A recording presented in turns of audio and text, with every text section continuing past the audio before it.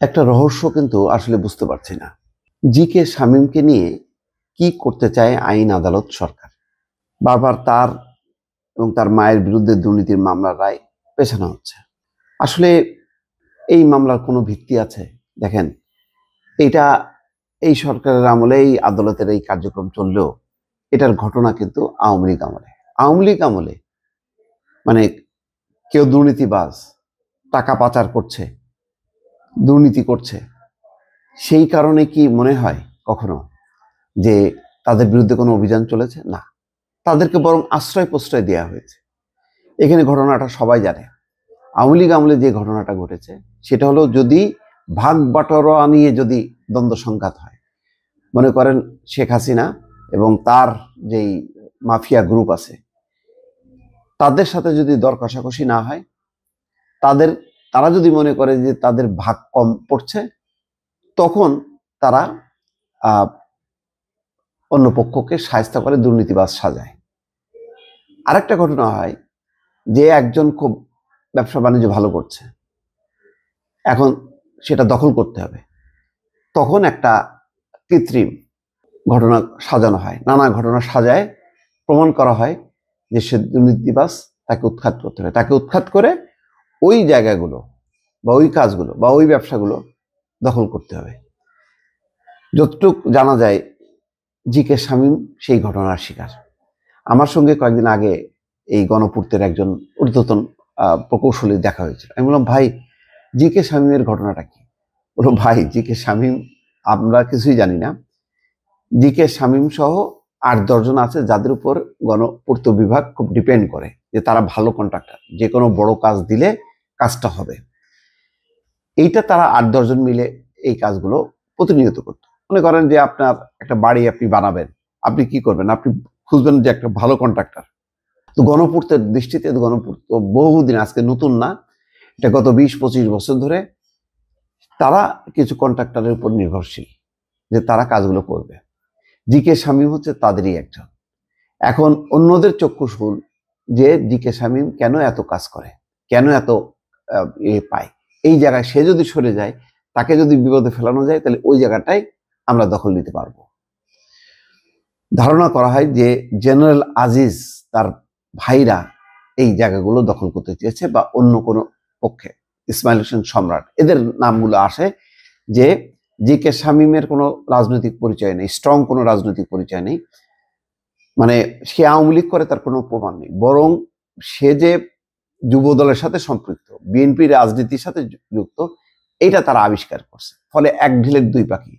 এক হলো যে তাদের রাজনৈতিক মতাদর্শের বাইরের একটা লোক, তাকে কুপকাত করা।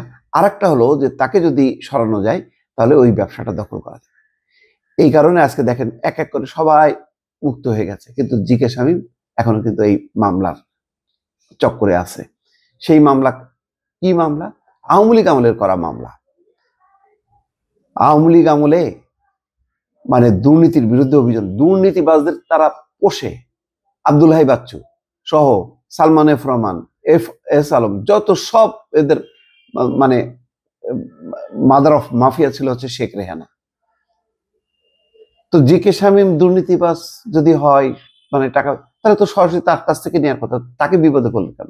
বিপদে ফেললো এই কারণে যে জি কে শামীম তাদের রাজনৈতিক মতাদর্শের লোক না। আর একটা হলো যে এই জেনারেল আজিজ যখন কি সেনাপ্রধান হলো, তার ভাইরা তখন ওই যে ক্যাসিনো কাণ্ড, কিছুই না, এটা হলো তাদেরই ঘটনা। যে ক্যাসিনোর যারা দখল করে আছে, ইসমাইল হোসেন সম্রাট টম্রাট, এদেরকে সরাইলে ওই জেনারেল আজিজের ভাইরা যে সেই জায়গাগুলো দখল করবে, কন্ট্রাক্টারি দখল করবে, ঠিকাদারি দখল করবে, আর হচ্ছে ক্যাসিনো দখল করবে।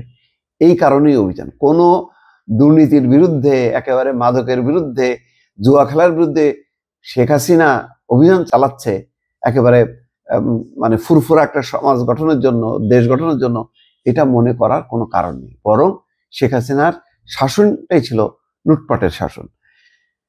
আজকে দর্শক এত কথা বলার উদ্দেশ্য হলো, বাংলা ট্রিবিউনে একটা রিপোর্ট দেখে, শিরোনাম হচ্ছে জি কে শামীম ও তার মায়ের বিরুদ্ধে দুর্নীতির মামলার রায় পেছালো। আলোচিত ঠিকাদার গোলাম কিবরিয়া শামীম ওরফে জি কে শামীম ও তার মা আয়েশা আক্তারের বিরুদ্ধে দুদকের করা অবৈধ সম্পদ ও জ্ঞাত আয় বহির্ভূত সম্পদ অর্জনের মামলার রায়ের তারিখ পিছিয়ে আগামী 17 ফেব্রুয়ারি ধার্য করেছেন আদালত। বৃহস্পতিবার ঢাকার বিশেষ জজ আদালত 4-এর বিচারক মোহাম্মদ রবিউল আলমের আদালতে মামলাটি রায়ের জন্য ছিল, তবে রায় প্রস্তুত না হয় পিছিয়ে এই তারিখ ধার্য করা হয়। দুদক প্রসিকিউটর মীর আহমেদ আলী সালাম এই তথ্য জানান। অভিযুক্ত জি.কে. শামীম কারাগারে আছেন, আর তার মা আয়েশা আক্তার পলাতক। 22শে জানুয়ারি দুদক ও আসামি পক্ষের যুক্তিতর্ক উপস্থাপন শেষে রায়ের এই তারিখ ঠিক করা হয়। 2019 সালের 21শে অক্টোবর জি.কে. শামীম ও তার মা আয়েশা আক্তারের বিরুদ্ধে 297,98,99,000 টাকার অবৈধ সম্পদ অর্জনের অভিযোগে দুদকের সমন্বিত কার্যালয় 1-এর সংস্থাটির উপপরিচালক মোহাম্মদ সালাউদ্দিন বাদী হয়ে মামলাটি দায়ের করেন। হ্যাঁ, ঘটনাটি আমার মনে হয় যে এটা রিভিউ করা উচিত, অন্তর্বর্তী সরকারের ভাবা উচিত যে জি.কে. শামীমের আসলে কেসটা কি, কেন জি.কে. শামীমকে সরানো হলো।